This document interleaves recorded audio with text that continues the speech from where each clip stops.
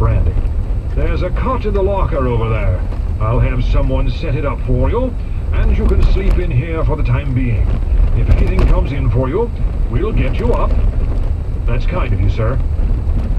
Admiral White was a good guy, Jack thought, and his wife was something very special. In 10 minutes, Ryan was on the cot and asleep. The Red October. Every 2 days, the Starpalm collected the radiation badges. This was part of a semi-formal inspection. After seeing to it that every crewman's shoes were spit-shined, every bunk was properly made, and every footlocker was arranged according to the book, the executive officer would take the 2-day-old badges and hand the sailors new ones, usually along with some terse advice to square themselves away as new Soviet men ought. Borodin had this procedure down to a science. Today, as always, the trip from one compartment to another took 2 hours. When he was finished, the bag on his left hip was full of old badges, and the one on his right was depleted of new ones. He took the badges to the ship's medical office. "Comrade Petrov, I have a gift for you." Borodin set the leather bag on the physician's desk. "Good." The doctor smiled up at the executive officer. "With all the healthy young men, I have little to do but read my journals." Borodin left Petrov to his task. First, the doctor set the badges out in order. Each bore a 3-digit number. The first digit identified the badge series, so that if any radiation were detected, there would be a time reference. The second digit showed where the sailor worked, the third where he slept. This system was easier to work with than the old one, which had used individual numbers for each man. The developing process was cookbook simple. Petrov could do it without a thought. First, he switched off the white overhead light and replaced it with a red one. Then he locked his office door. Next, he took the development rack from its holder on the bulkhead, broke open the plastic holders, and transferred the film strips to spring clips on the rack. Petrov took the rack into the adjacent laboratory and hung it on the handle of the single filing cabinet. He filled 3 large square basins with chemicals. Though a qualified physician, he had forgotten most of his inorganic chemistry and didn't remember exactly what the developing chemicals were. Basin number 1 was filled from bottle number 1. Basin 2 was filled from bottle 2, and basin 3, he remembered, was filled with water. Petrov was in no hurry. The midday meal was not for 2 more hours, and his duties were truly boring. The last 2 days, he had been reading his medical texts on tropical diseases. The doctor was looking forward to visiting Cuba as much as anyone aboard.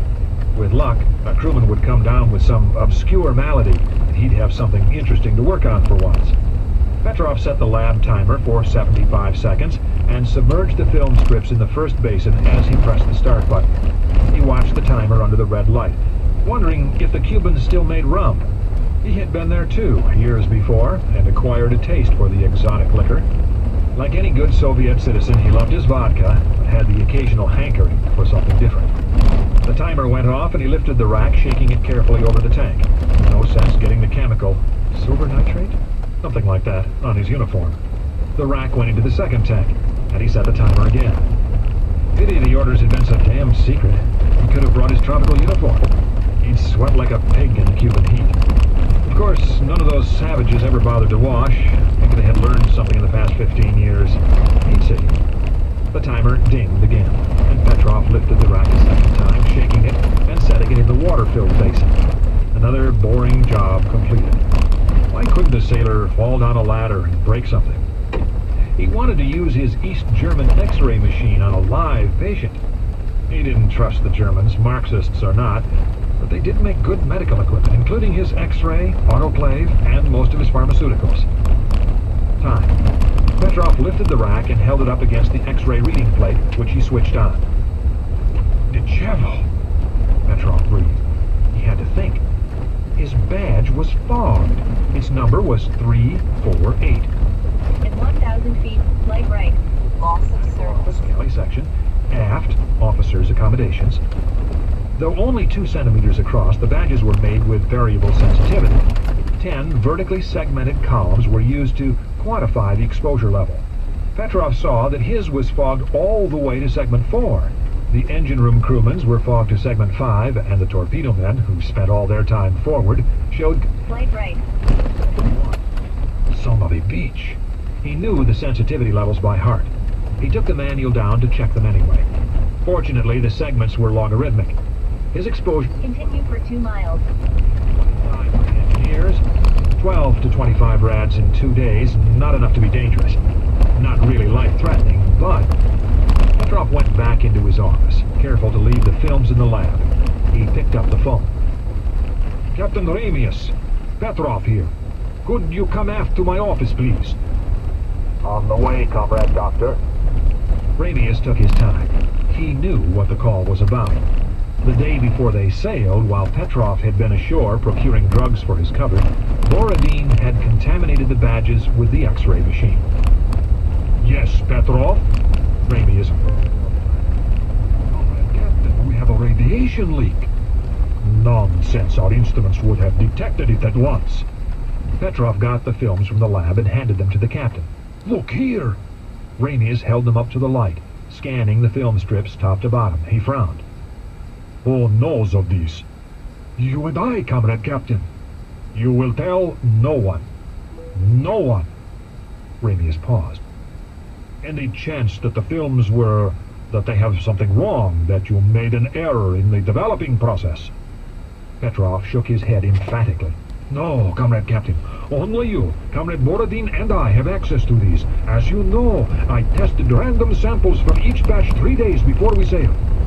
Petrov wouldn't admit that, like everyone, he had taken the samples from the top of the box they were stored in. They weren't really random. The maximum exposure I see here is 10 to 20? Ramius understated it. Whose numbers? Bulgarin and Surskoy, the torpedo men forward, are all under 3 rads. Very well. What we have here, Comrade Doctor, is a possible minor Petrov leak in the reactor spaces. At worst, a gas leak of some sort. This has happened before, and no one has ever died from it. The leak will be found and fixed. We will keep this little secret. There is no reason to get the men excited over nothing. Petrov nodded agreement, knowing that men had died in 1970 in an accident on the submarine Voroshilov, more in the icebreaker Lenin. Both accidents were a long time ago, though, and he was sure Ramius could handle things. Wasn't he? The Pentagon.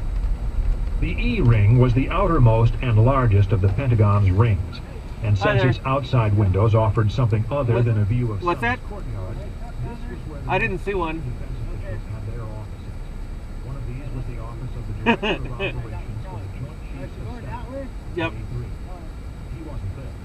He was down in a sub-basement room known colloquially as the tank. Okay. Where its metal walls were dotted with Okay. electronic noise sensors to foil other No problem.